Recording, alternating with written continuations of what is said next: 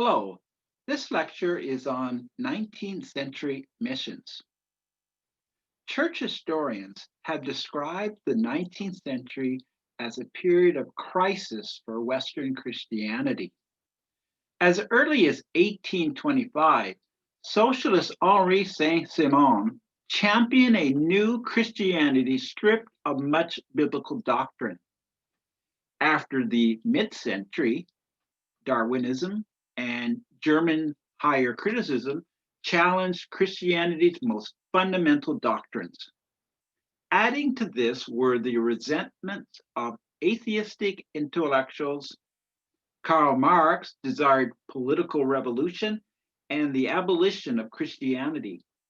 Others were less militant, but they wanted Christianity to change. One historian writes, among the moderate progressive thinkers of the day, Christianity was largely seen as a relic of another less enlightened time, which could only maintain its relevance in the modern world by bringing its teaching into alignment with discoveries of contemporary science and philosophy. End of quote.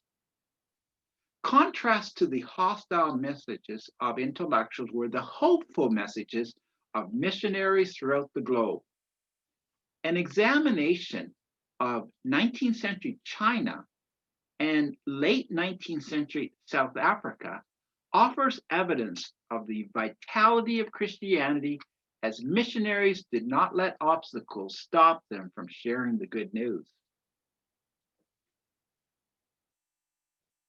The 19th century was a remarkable century for missionary activity.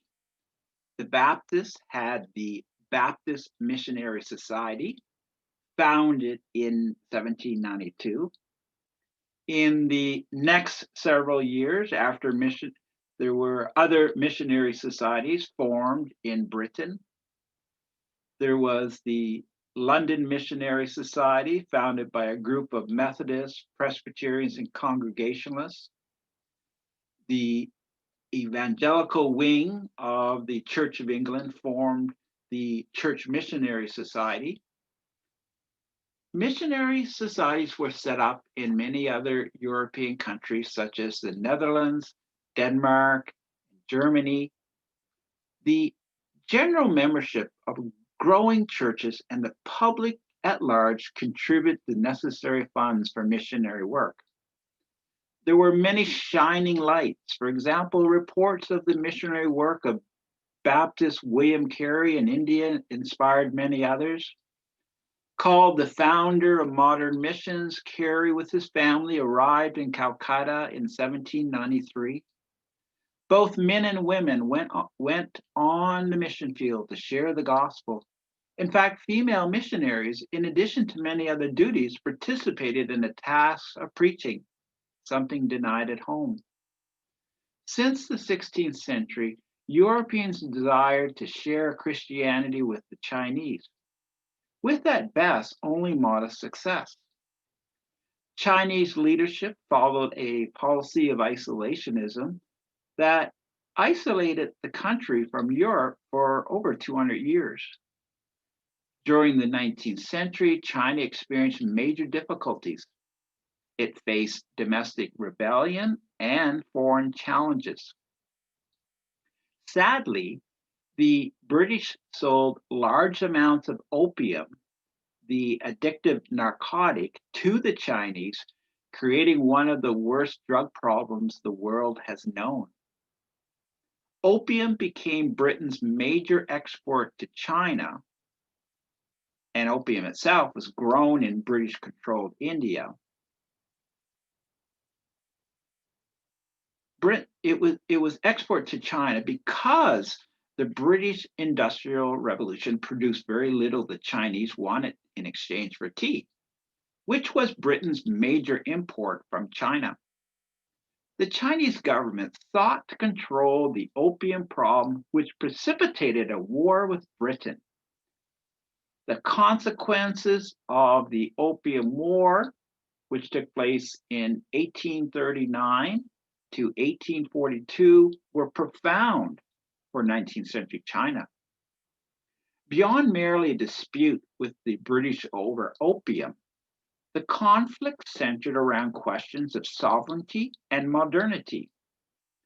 The British prevailed over a weak China, and the Treaty of Nanjing gave the British control over Hong Kong and certain very beneficial trading concessions. This new arrangement allowed more opportunities for missionaries to enter China. But China faced serious internal problems. The largest rebellion in 19th century world history was the Taiping Rebellion. The devastating Taiping Rebellion fed off the chaos of popular discontent. Forming the Society of God Worshippers, disaffected people from China's remote southwest traveled to the Yangtze River where others gathered. The leader of this movement was Hong Xiao-chang, a Christian heretic who claimed he was the younger brother of Jesus. The platform of the Taipings included the abolition of private property and the communal sharing of wealth. This appealed to many poverty-stricken Chinese. They took control of Nanjing, but the Chinese government created new armies to restore law and order. The government had the support of the Chinese gentry because the Taiping program was deemed dangerous for its radical ideas. By its end, in 1864, the Taiping Rebellion had left around 25 million Chinese dead. Millions were also in a state of poverty and hunger in the war-torn regions, with many having to resort to eating grass and even cannibalism to survive. Historian Justo Gonzalez finds it interesting that European missionaries opposed the Taiping Rebellion. But one might ask, why would missionaries condone the heretical, violent, and communist-like ideas of the leader Shi Hu Kuang? China's government was declining into the final and decadent stages of a long dynastic cycle. As China experienced major internal and external setbacks, missionaries from Britain, the United States, Canada, and other nations preached about a merciful and loving God who, through the person of his Son, Jesus Christ, sought to save all people at all times and all places. The 19th century growth of evangelicalism in North America and the British Isles and the spread of millennial expectations resulted in a major missionary impulse. Quote, the belief in Christ's imminent return and the end of time lent great urgency to the work of conversion. 19th century revivalism energized the church and attracted enormous riches, not just money, but volunteers. A Christian lay movement mobilized masses of Christians as they had seldom been inspired before in Christian history. Western missionaries faced a Chinese society that was organized around the family and a society that retained hierarchical and authoritarian institutions. Clearly, there were obstacles for Westerners. As one scholar explains, quote, from ancient times, Chinese had regarded themselves as the most civilized of peoples and their land as the Middle Kingdom. Other races and nations had to be tolerated patiently, tutored in the ways of civilization, and encouraged to adopt Chinese ways. To assume that such an advanced civilization would deign to borrow from barbarians or to covet their lands, technology, social organization, or religion was ludicrous and incomprehensible to the Chinese. Chinese intellectuals considered Christianity superstitious, but Christianity also threatened the status of Chinese intellectuals. Biblical teachings pointed to the moral problems of the seclusion of women, the very painful, excruciating, painful process of foot binding, and also concubines. Missionaries viewed such treatment of women as abuse. Christian ideas, quote, threaten deeply rooted Confucian orthodoxy by challenging the authority of the family and emperor and the subordination of women. Missionary work was complicated by the mixed messages of Europeans. The heavy-handedness of Western soldiers and sailors created problems. Many Western merchants and diplomats saw themselves as short-term visitors, and they had no incentive to learn the language and culture of the Chinese.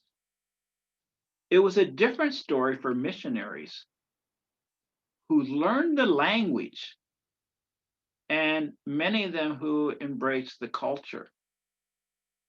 19th century missionaries focused on evangelism, although educational and medical work began as well. Quote, building the missionary infrastructure was critical. These pioneers gradually established patterns of residency that at the missionary compound, for example. They translated the Bible into Chinese. They did pioneering work in lexicography, and they created organizational structures. The early missionaries focused on the Canton area in southern China, but reached other regions in the following decades. Motivated by his belief in Christ's imminent return, James Hudson Taylor established the China Inland Mission, something that he did in 1866. So evangelism went deeper into the Chinese interior, beyond the large and sophisticated cities where hostile Chinese officials had significant influence. These were the mandarins. In the rural towns and cities, according to one scholar, the quote, simple and illiterate farmers frequently interpreted Christianity as just another sect of traditional folk religions and welcomed the strange people who proclaimed a message of goodwill. Well, for the missionaries, Bible translation was paramount. And in the early 1800s, there were actually several translations completed. A simplified vernacular Chinese version was created in 1871. This was done by the American Bible Society. Now, as far as actual numbers in China, it was decades before there were many missionaries there. By 1870, there were 400 missionaries in China, but in subsequent decades, this number grew significantly. The 19th century ended on a sad note for missionaries in China. The anti-foreign Boxer Rebellion of 1898 caused much grief. This group, these people who were anti-foreigners, they formed a group called the Society of Righteous and Harmonious Fists. Somewhat of a contradiction here, righteousness and fists. This anti-Christian movement blamed foreign missionaries with their land ownership and connections to local Chinese officials for the rural problems suffered by those not connected to the missionaries. Mainly in northern China, the Boxers killed many foreigners and Chinese Christians. Some put the number of dead Chinese at over 30,000. The Boxers carried out a reign of terror. Before their execution, some victims were forced to drink the blood of other murdered Christians. An 8-nation army that marched into Beijing demanded the punishment of both Boxer leaders and the officials who condoned their violent activities. A decade later, the Chinese empire fell. The emperor had moved on. His reign was over, and the government was replaced by the Republic of the United Chinese Provinces. Now turning to another area, another region, South Africa. Missionaries in South Africa also faced the challenge of rebellion and violence. The following examines how the Salvation Army responded to rebellion by the Boers, who were the Dutch who had settled in South Africa, the Boers who had went to war against the British. The Salvation Army role in the Boer War shows the vitality of missionary work to reach others with the gospel, even during times of war. The history of the Salvation Army began in 1865 when Methodist preacher William Booth, born 1829, died 1912, when Booth organized the Christian Mission. This was a group devoted to bringing the gospel of Jesus Christ to the unchurched in London, England. With his wife, Catherine, born 1829, died 1890, at his side, Booth renamed the group the Salvation Army in 1878. The strategy of adopting military ideas to reach the people with a message of sin and salvation was a successful one in an age when military order garnered significant respect in Western society.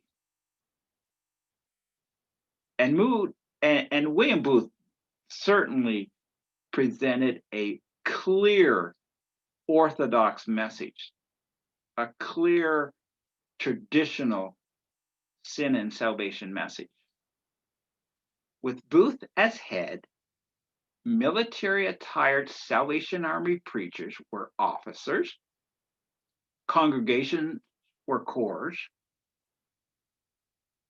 and the corps community centers were an important site for religious activities with a clear focus in the early years on preaching the gospel. Salvationists kept it simple, not wasting time in the discussion of minor points of doctrine, which can easily wait until we have the last sinner saved, according to the words of one Salvationist. Now, the Salvation Army, its main publication was the magazine called The War Cry. The message for Salvationists residing throughout South Africa, the Transvaal, and the Orange River Colony was to be friends to both the British and the Dutch Boers. As the war cry explained in the early stage of the war, quote, "So far as actual combatants are concerned, our position is one of the strictest neutrality, with the strongest disposition to effect the largest possible amount of good among both the opposing forces.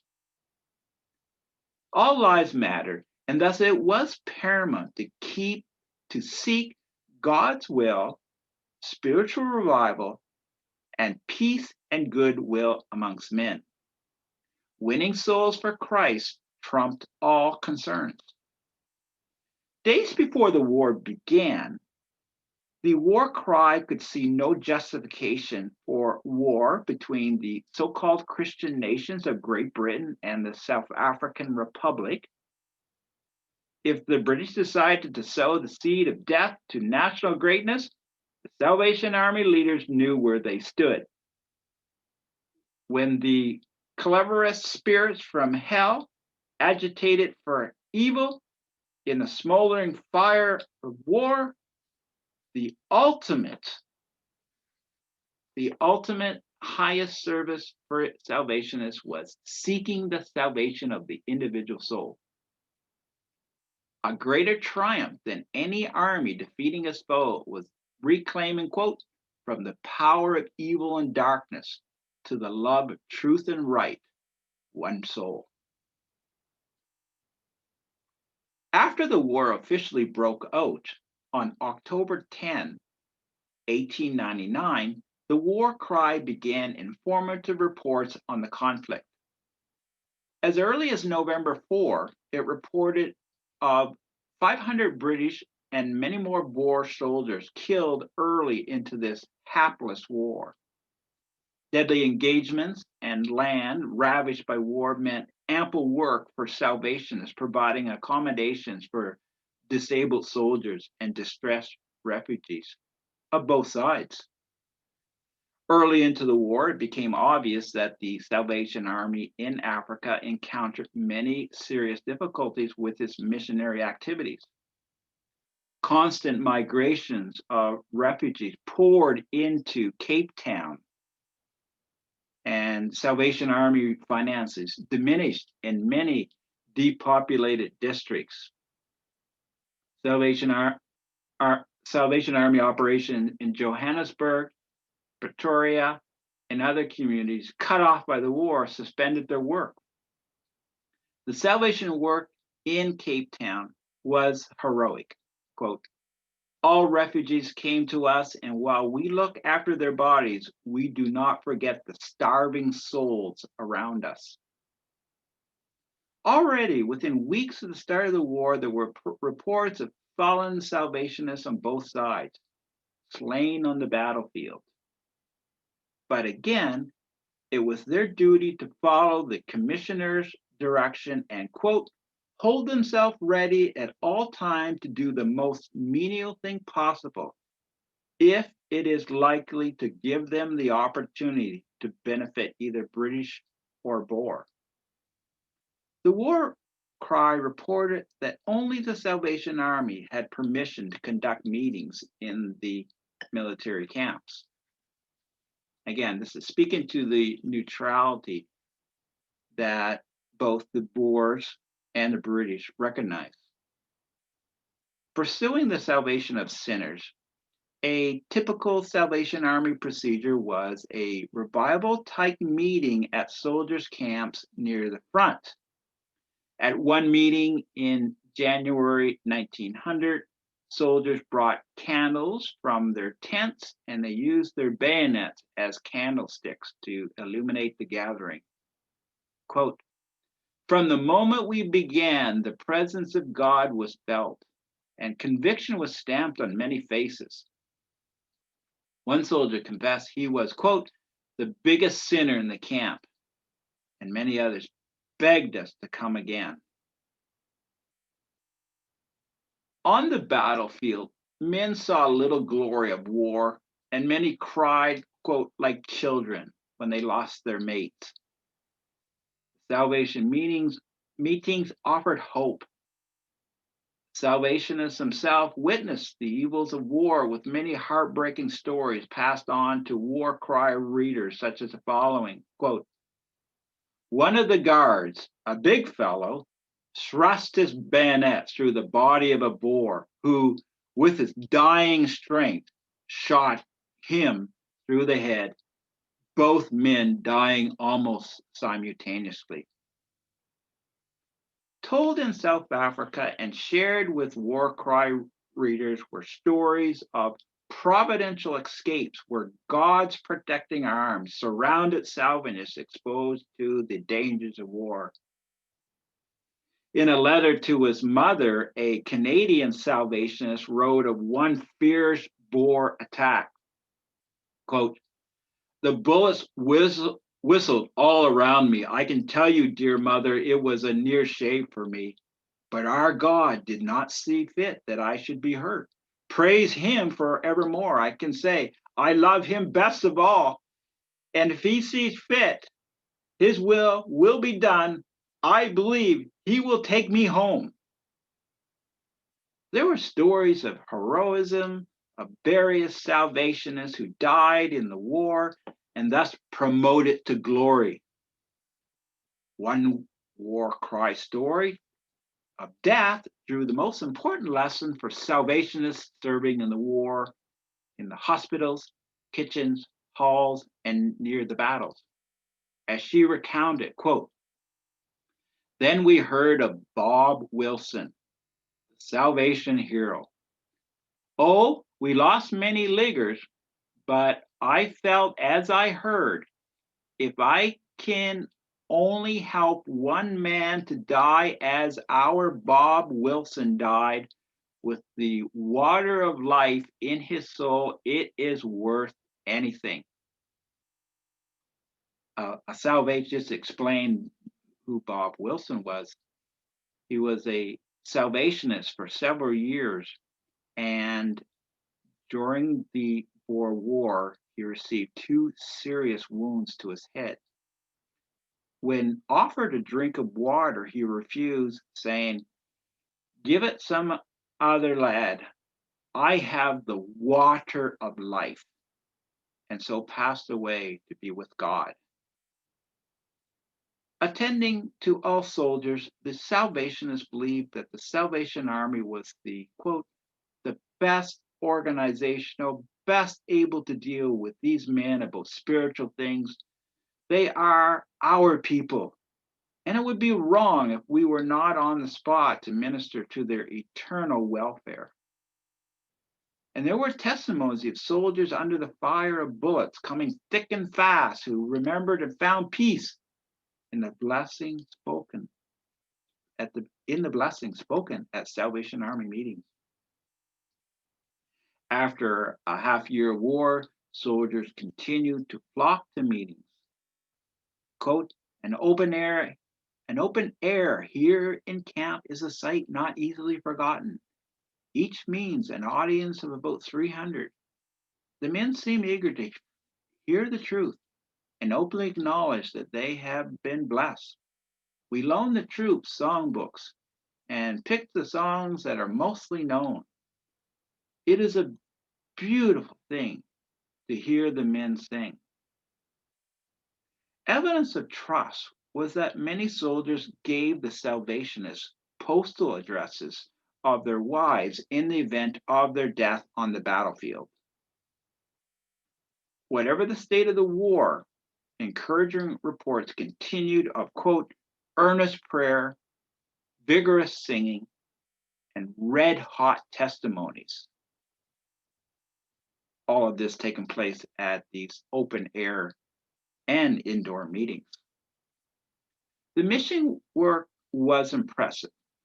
There were harvests of souls at many locations. When British forces took control of Johannesburg, Salvationists voiced their excitement, expanding their red hot campaigns and social work.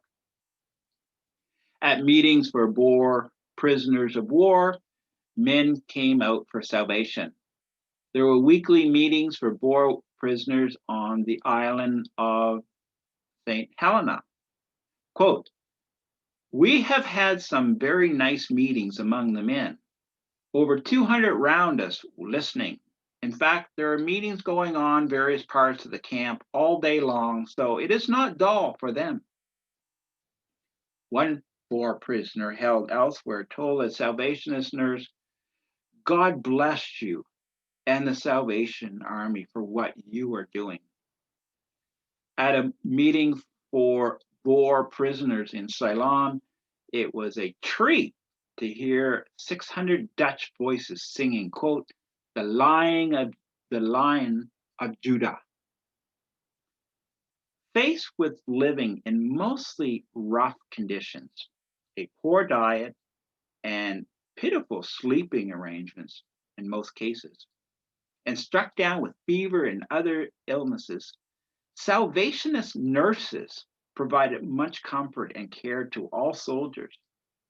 In return, there was much love for the nurses, as one nurse testified, quote, the men were beautiful to us everywhere we went. When I was down with fever, they gave quite a large sum of enzyme for delicacies for me. Our leaders upheld the honor of God and the Salvation Army. In 1901, there were occasional accounts of revival activity in South Africa. One report shared information on the fruit of holiness meetings. Quote, "It is months since the dear old war cry had any news of us. Praise his name. We are raising in the arm of faith, and our numbers are swelling." In South Africa, soul saving campaigns continued in many centers, and Salvationists also did their best to serve the needs of Boer refugees, numbering over 60,000 in the British camps.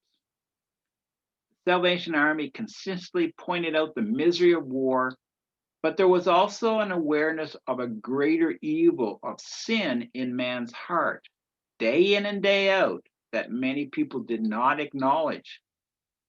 In one commentary of war, the war cry explained, quote, "It is quite possible that in the view of the Almighty, the ill will, the evil eye, the secret spite, envy, uncharitableness, the dishonesty and overreaching, the impurity and seduction opens to his all-searching gaze in the space of 24 hours within 100 miles of Charing Cross is more vile and abominable than the bloodiest battle which we so much and do justly deplore." War cry readers also learned of lessons from war, including how soldiers faced and conquered major endurance tests, whether it was fighting or thirst and hunger. Now, if only, quote, "men would endure for Christ like they do for this country, what an army we would be."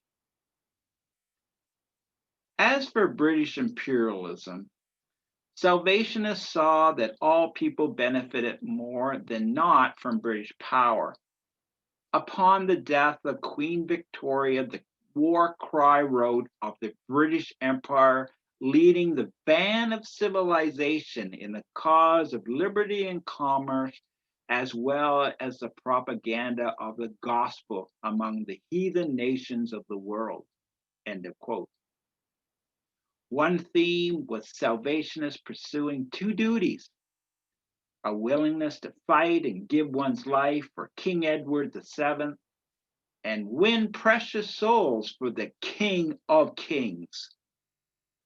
At war's end, the more pressing issue was the solemn reality of Salvationists losing their lives on both sides of the conflict. Yet there was hope. There was hope for South Africa as Salvationists prepared to share the opportunity of the future, when abundant opportunity will be given the people of that sunny land to hear the gospel messages from the lips of our blood-washed warriors. The Salvation Army served faithfully during the war, and it was set to do its part in South Africa's future. Quote, "to win Boer and Britain for Jesus." While intellectuals were questioning the historicity and the authenticity of the Bible and suggesting it was time to push aside Christianity and embrace progressivism, there were many Christians who supported missionary activity both indirectly and directly. They took serious the call to share the gospel far and wide. Thank you.